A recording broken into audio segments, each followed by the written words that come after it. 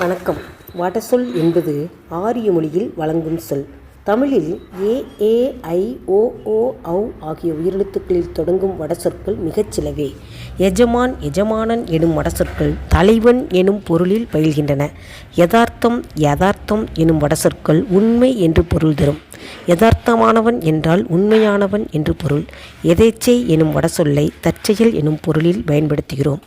ஏகம் என்றால் ஒன்று என்று பொருள். ஏகபோகம் என்றால் ஒன்றுபட்ட இன்பம் என்று பொருள்.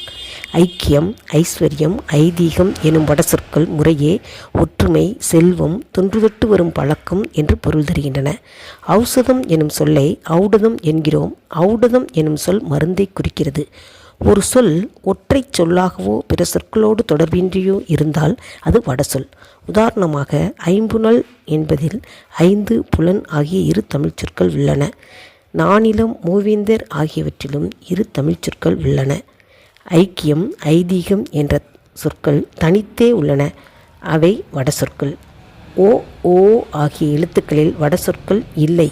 1000க்கும் மேலான வடசொற்கள் பேச்சு வழக்கில் கலந்துள்ளதால் வடசொற்களை கண்டுபிடிப்பது குழப்பமாக உள்ளது.